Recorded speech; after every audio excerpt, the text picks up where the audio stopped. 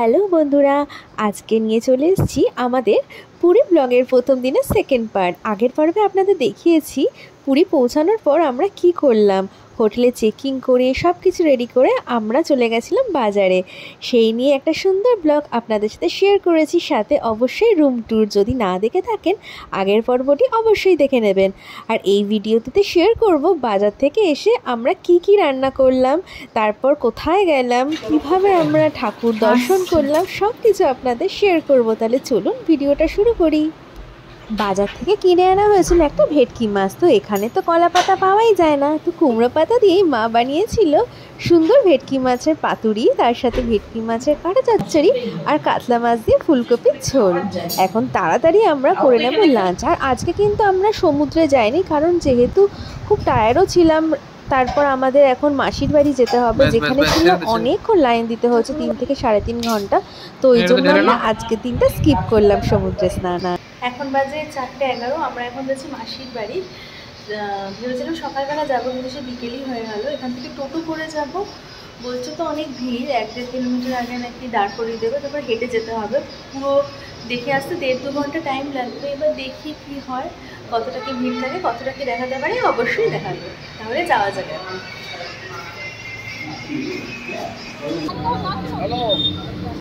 মাসির বাড়ি অর্থাৎ গুন্ডিচা মন্দিরে যাওয়ার জন্য আমরা একটা অটো ভাড়া করে নিয়েছিলাম। চার্জ নিয়েছিল আমাদের 300 টাকা। এছাড়াও যে বাসগুলো স্টেশনের দিকে যায়, সেই বাসে করেও আপনারা কিন্তু জগন্নাথ মন্দির বা মাসির বাড়ি এইগুলো দর্শন করতেই পারবেন। যেহেতু এখন রথের সময়, সেই জন্য পুরীতে কিন্তু অটো, টোটো, রিক্সার ভাড়া কিন্তু অনেক হাই ছিল। চলুন এখন সমুদ্রের ধার ধরে পৌঁছে যাওয়া যাক মাসির বাড়ি। আমরা এখন ঠিক স্বর্গদ্বারের পাশ দিয়ে চৈতন্য মহাপ্রভুর যেই স্ট্যাচুটি রয়েছে তার উল্টো দিকে যে রাস্তাটা, সেইখান দিয়ে সোজা চলে যাব মন্দিরের কাছে। আর এই যে আমরা জগন্নাথ মন্দির ক্রস করে এখন যাচ্ছি মাসির বাড়ির দিকে।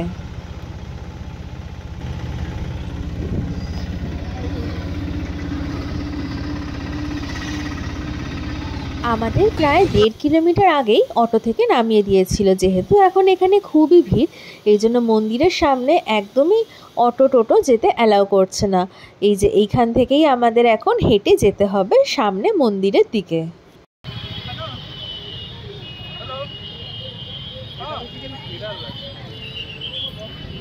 ওই দিক দিয়ে যেতে হবে, ধরে বসো। দূর বাবা, ভয় লাগে না। কাকুকে একটা রিক্সা করে, কাকু যাবে পেছনে। যেহেতু আমার মায়ের পায়ে খুব সমস্যা হয়েছে, আর শাশুড়ি মাও এতটা হাঁটতে পারবে না, সেই জন্য একটা রিক্সা করা হলো। যদিও বলেছিল 500 মিটার নিয়ে যাবে, কিন্তু একদমই নয়, কিছুটা গিয়েই নামিয়ে দিয়েছিল। ওখান থেকে আরও প্রায় আমাদের 15-20 মিনিট হাঁটতে হয়েছিল। তারপর এই যে আমরা অবশেষে লাইন পেয়েছিলাম, লাইনের দেখা, যেখানে আমরা লাইনে দাঁড়িয়েছি। এখন কিন্তু প্রায় বাজে 5টা। এবার দেখা যাক আমরা কতক্ষণে ঠাকুরের কাছ অবধি পৌঁছাতে পারি।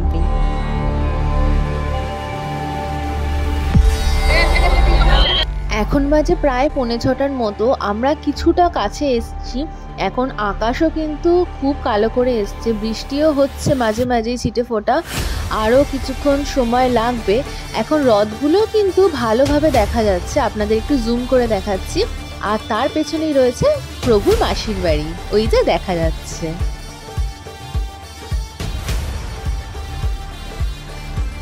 আর এত গরম, বৃষ্টি হওয়া সত্ত্বেও ছিটেফোঁটা বৃষ্টি তো হচ্ছেই, যে এখান থেকে ওয়াটার স্প্রেও করছে। আর দেখুন আকাশের অবস্থা, কিন্তু যখন তখন বৃষ্টি নামতাম। আমরা এখন মাসির বাড়ির কাছাকাছি চলেই এসেছি, আর ভিডিও করা যাবে না। তাহলে চলুন বেরিয়ে আপনাদের সাথে কথা বলছি। এখন বাজে প্রায় 7:30টার মতো। আমরা দর্শন করে বেরোলাম। হোটেলে ফিরে আপনাদের সাথে পুরোটা শেয়ার করব। আর এখান থেকে প্রসাদের খাজা, লাড্ডু এইগুলো কেনা হচ্ছে।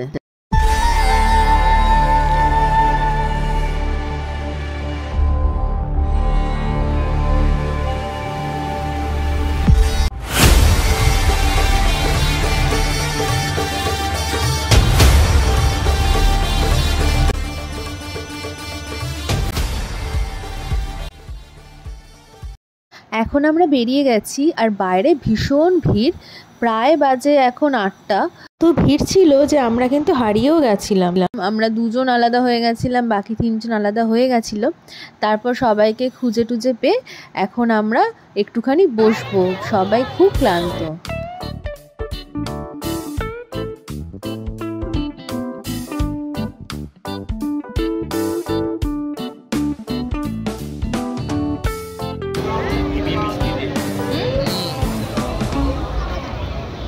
আমরা এখন বিচে চলে এসেছি, প্রায় বাজে 9টা।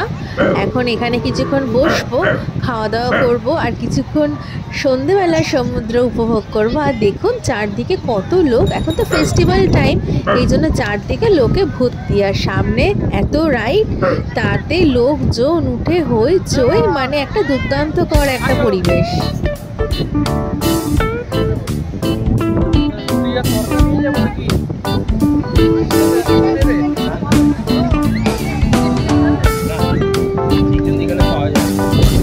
মদনমোহন আছে, ভালো হয় না এখন আর টেস্ট আগের মতো। কি খাবে মদনমোহন? হ্যাঁ হ্যাঁ ঠিক আছে, শোনো না, 4টে দিয়ে দাও, একটাতে 2টো দিয়ে দাও, নিয়ে যাবো।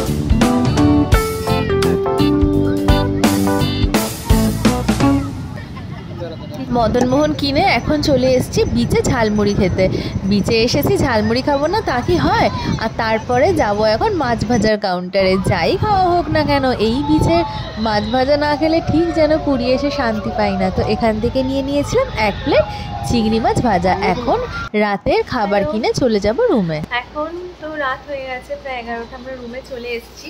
কতটা কি ব্লগ করেছি, কি দেখিয়েছি জানি না, কারণ এত ভিড় ছিল, এত টায়ার। কিন্তু সব থেকে ভালো হয়েছে, এত সুন্দর মানে প্রভুকে দর্শন করেছি, এত সুন্দর, সেটা সত্যি মানে এই রথের এই টাইমটা সেটা সম্ভব নয়। আমরা অনেকবার আগেও শুনেছি যে এই যখন মাসির বাড়িতে থাকে রথের সময় প্রভু, তখনই শুধুমাত্র এত ভালোভাবে দর্শন সম্ভব।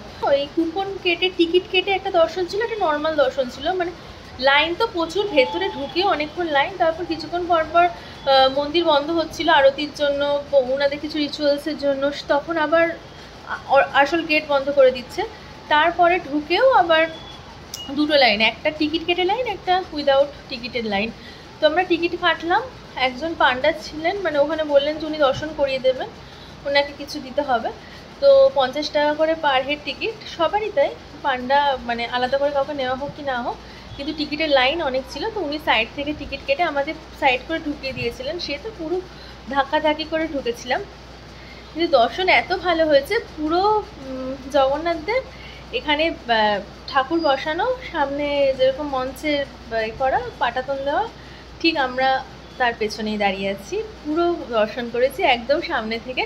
আর যেটা বিনা টিকিটের যে লাইনটা ছিল, সেটা দূর থেকে দর্শন হচ্ছে, আর টিকিট কেটে যেটা, সেটা একদম সামনে থেকে। কিছু করার নেই, সব জায়গাতেই এখন এরকমই। প্রভুকে দর্শন করলাম, বাইরে এসে রথের তো আপনাদের সাথে ভিডিও শেয়ার করলাম। তারপর এলাম, খাওয়া দাওয়া করে এখন রুমে রয়েছি, এবার শুয়ে পড়বো। আর একদম শরীর চলছে না। এবছর প্রথম যে পুরীতে এসে ফার্স্টে সমুদ্রে গেলাম না, কিছু করা ছিল, যদি যেতাম তাহলে আরও টায়ার্ড হয়ে যেতাম অতক্ষণ লাইনে দাঁড়িয়ে। প্রায় আমরা তখন লাইনে দাঁড়িয়েছি 5টার সময়, বেরিয়েছি তো 4:15 নাগাদ, অটোতে উঠেছি, লাইনে দাঁড়িয়েছি 5টার সময়। আর ওখানে সব কিছু করে আমরা যখন বেরোচ্ছি তখন ওই 8টা 10। এবার দেখাই আমাদের রুম থেকেই বাইরের ভিউটা কেমন লাগছে। এই যে মেলা, এখন তো জলটা পড়ে যাচ্ছে না, কারণ অন্ধকার। আর এই যে মেলা পুরো রুম থেকেই দেখা যাচ্ছে, ব্যালকানি থেকে। এই কারণের জন্য এই হোটেলটা খুব ভালো লাগে, মানে বাজেটের মধ্যে, মানে খুবই সস্তা এই দামে। এই যে এখনো পুরো বিচে ভর্তি লোকজন, হইচই।